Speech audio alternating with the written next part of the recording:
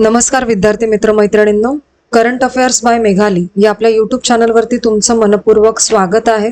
इथे आपण daily current affairs important questions पाहतोय, जे की तुम्हाला आपल्या येत्या एमपीएससीच्या सर्व एक्झाम्समध्ये, सरळ सेवा आणि केंद्रीय परीक्षांमध्ये नक्कीच पाहायला मिळतील. त्यामुळे आपल्या चॅनलवरती जर तुम्ही पहिल्यांदा आले असाल तर चॅनलला लाईक करा, जास्तीत जास्त विद्यार्थ्यांना आपल्या चॅनल शेअर करा आणि सबस्क्राईबही करा. आणि महत्त्वाची गोष्ट म्हणजे लेक्चर संपूर्ण पहा, यातला एकही प्रश्न स्किप करू नका. ठीक आहे, तर पाहूयात आजच्या म्हणजेच 16 जून 2026च्या चालू घडामोडी. प्रश्न पहिला, 16 जून रोजी साजरा होणारा आंतरराष्ट्रीय कौटुंबिक प्रेषण दिन कोणत्या घटनेशी संबंधित आहे? योग्य उत्तर आहे याचं पर्याय क्रमांक 1, स्थलांतरित कामगारांच्या आर्थिक योगदानाशी संबंधित आहे हा दिवस. महत्त्वाचे पॉइंट्स पहा.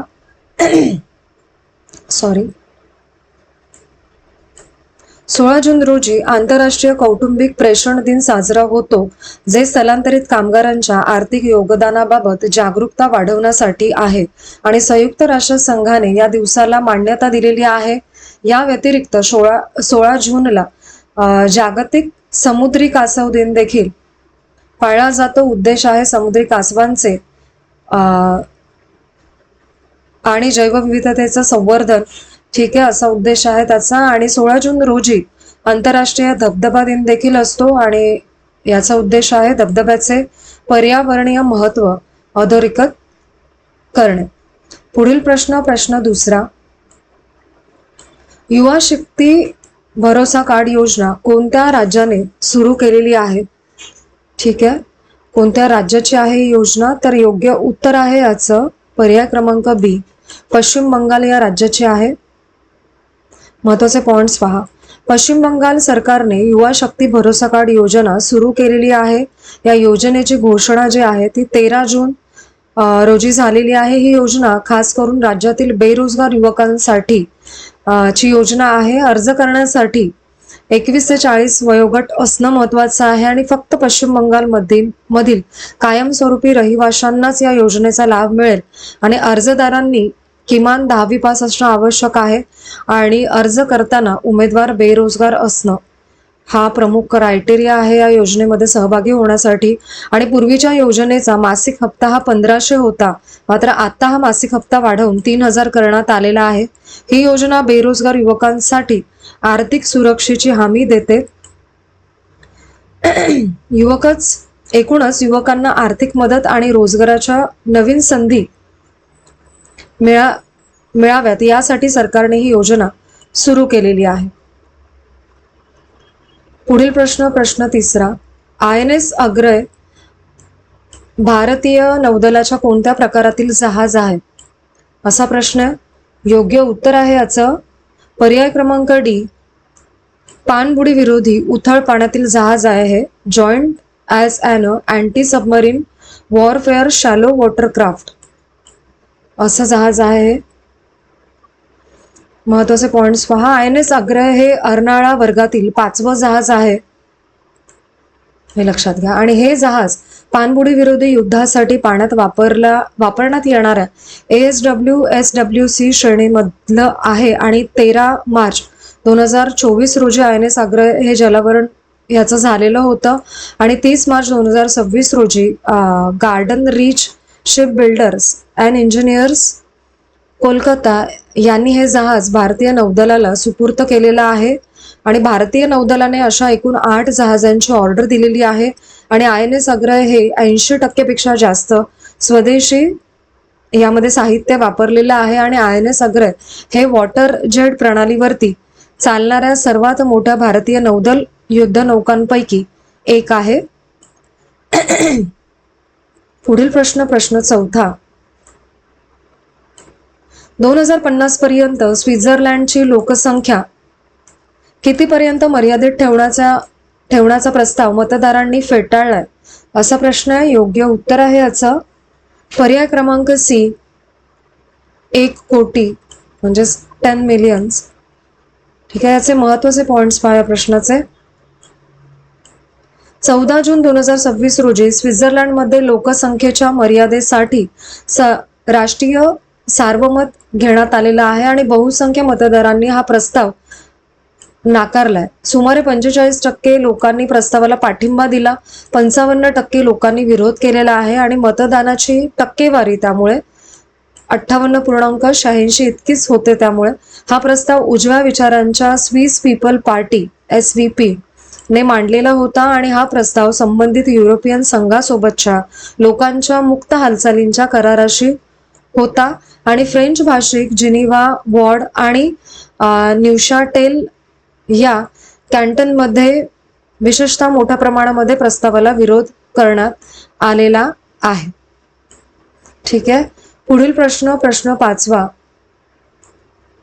ग्लोबल पीस इंडेक्स 2026 नुसार जगातील सर्वात शांततापूर्ण देश कोणता आहे? योग्य उत्तर आहे याचं पर्याय क्रमांक A, आइसलँड हा देश शांततापूर्ण देश ठरलेला आहे. महत्वाचे पॉइंट्स पहा. ग्लोबल पीस इंडेक्स 2026 मध्ये 163 देशांचा समावेश आहे आणि आइसलँड गेल्या 19 वर्षांपासून सलग जगातील सर्वात शांत देश राहिलेला आहे. यावरती प्रश्न येऊ शकतो, लक्षात ठेवा पॉइंट. आणि न्यूझीलंडला दुसरे स्थान मिळाले. 3ऱ्या स्थानावरती स्वित्झर्लंड देश आहे. आशिया पॅसिफिकमध्ये न्यूझीलंडकडे सर्वात कमी संघर्ष गुण आहेत आणि म्हणजेच तिचे संघर्ष फार कमी आहेत. सिंगापूर हे 8व्या क्रमांकावरती आहे आणि जपान 10व्या क्रमांकावरती. दक्षिण आशिया या प्रदेशामध्ये शांततेत सर्वात मोठी घसरण नोंदवली गेलेली आहे आणि जगातील सर्वात कमी शांतता असलेला देश यामुळे रशियाचा उल्लेख झालेला आहे. ग्लोबल पीस इंडेक्सचा अहवाल institute for economics and peace IEP या संस्थेकडून प्रसिद्ध केला जात असतो. शेवटचा मुद्दा लक्षात ठेवा. पुढील प्रश्न 6वा. नाश्ता आणि दूध योजना कोणत्या राज्याने सुरू केलेली आहे? योग्य उत्तर आहे पर्याय क्रमांक C, तेलंगणा या राज्याने. महत्वाचे पॉइंट्स पहा. तेलंगणा सरकारने 15 जून 2026 रोजी नाश्ता आणि दूध योजना सुरू केली. ही योजना सरकारी शाळा व कनिष्ठ महाविद्यालयातल्या पूर्व प्राथमिक ते 12वी पर्यंतच्या विद्यार्थ्यांसाठी त्यांनी सुरू केलेली आहे आणि सरकारने योजनेसाठी वर्षाला 720 कोटी रुपयांची तरतूद केलेली आहे आणि यापैकी 540 कोटी रुपये नाश्त्यासाठी आणि 180 कोटी रुपये दूध व नाचणी माल्टसाठी ठेवले गेलेले आहेत. आणि सुरुवातीला योजना 8 जिल्ह्यांमध्ये अंमलात आणली जाईल आणि ही योजना ऑक्टोबर 2024 मध्ये सुरू झालेल्या मुख्यमंत्री नाश्ता योजनेचा विस्तार आहे असं सांगण्यात येतं. पुढील प्रश्न 7वा. भारतीय सैन्याने जून 2026 मध्ये किती पानांचे आर्मी युनिफॉर्म 2026 पॅम्पलेट जारी केलेला आहे? योग्य उत्तर आहे याचं पर्याय क्रमांक B, 174 पानी आर्मी युनिफॉर्म 2026 पॅम्पलेट जारी केले भारतीय सैन्याने. महत्वाचे पॉइंट्स पहा. भारतीय सैन्याने आर्मी युनिफॉर्म 2026 नावाचा 174 पानांचे माहितीपत्रक जाहीर केलेलं आहे.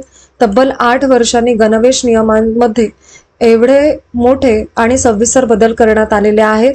जुने इंग्रजी आणि वसाहतकालीन शब्द जसं की रॉयल अधिकृत वापरातून काढून टाकण्यात आलेला आहे आणि आता भारतीय अधिकाऱ्यांसाठी स्वदेशी बनावटीच्या बंदी जॅकेटलाही औपचारिक गणवेशामध्ये मान्यता मिळालेली आहे आणि परेड दरम्यान रिवायव्हिंग ऑफिसर्ससाठी तलवार घेणं ऐच्छिक करण्यात आलेला आहे, हे लक्षात घ्या. आणि नवीन नियमानुसार अधिकृत दाढी, टॅटू, बॉडी पिअर्सिंग आणि काही इलेक्ट्रॉनिक उपकरणांवरती निर्बंध घालण्यात आलेले आहेत. शीख सैनिकांना काही खास सवलती ठेवण्यात आलेल्या आहेत यामध्ये. पुढील प्रश्न 8वा. तीरंदाजी विश्वचषक स्टेज 3 मध्ये रिकाव मिश्र संघामध्ये भारतासाठी सुवर्ण पदक कोणी जिंकलंय? योग्य उत्तर आहे याचं पर्याय क्रमांक D, धीरज बोम्मदेवरा आणि कुमकुम मोहड असं त्यांचं नाव आहे. महत्वाचे पॉइंट्स पहा. तुर्की अंताल्या शहरामध्ये तिरंदाजी विश्वचषक स्टेज 3 स्पर्धा झालेली आहे आणि भारताच्या धीरज बोम्मदेवरा आणि कुमकुम मोहोड या जोडीने रिकर्व मिश्र संघिक प्रकारामध्ये सुवर्ण पदक मिळवलेलं आहे.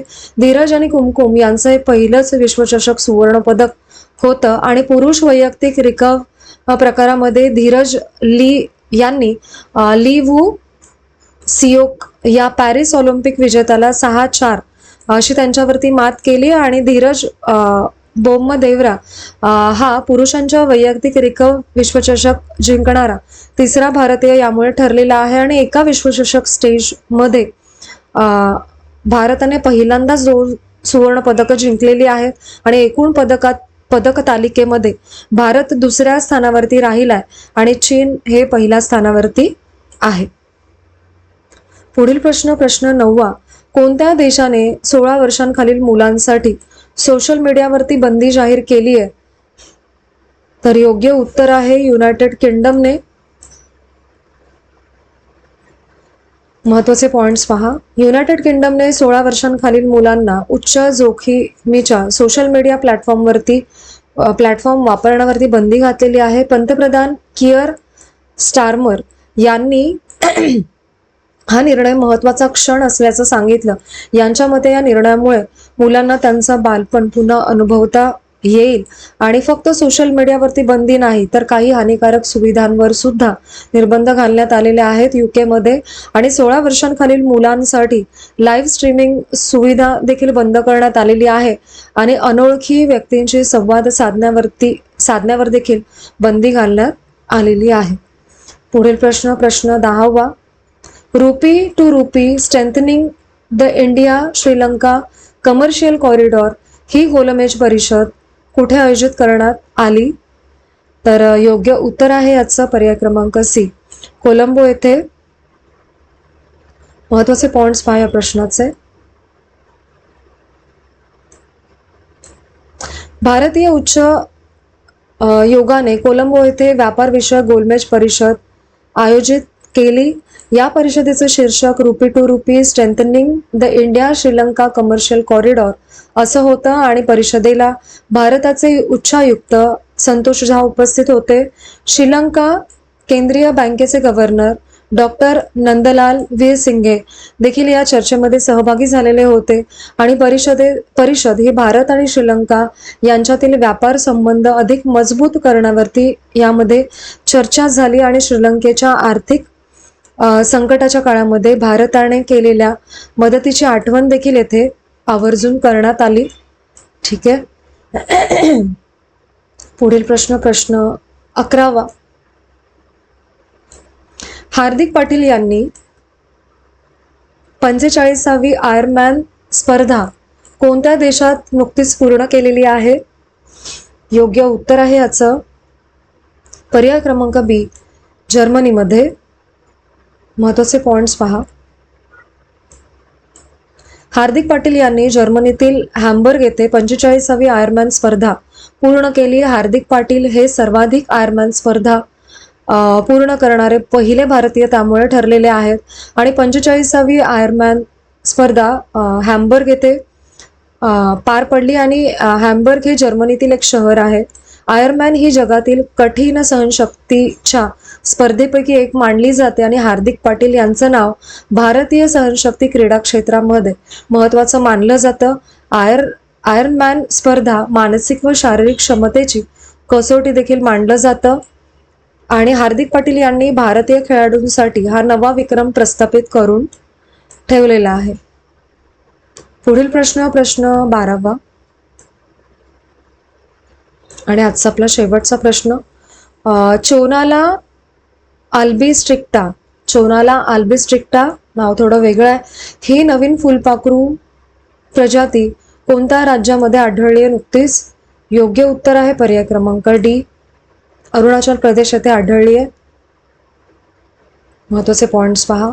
अरुणाचल प्रदेशामध्ये अनेक नवीन फुलपाखरू प्रजातींचा शोध लागलाय आणि चोनाला अल्बिस्ट्रिक्टा ही प्रजाती Modiya pass lower Dibang valley येथे आढळून आलेली आहे आणि ही जगातील चोनाला वंशातील 10वी ज्ञात प्रजाती आहे आणि भारतात नोंद झालेली चोनाला वंशातील ही केवळ दुसरी प्रजाती आहे.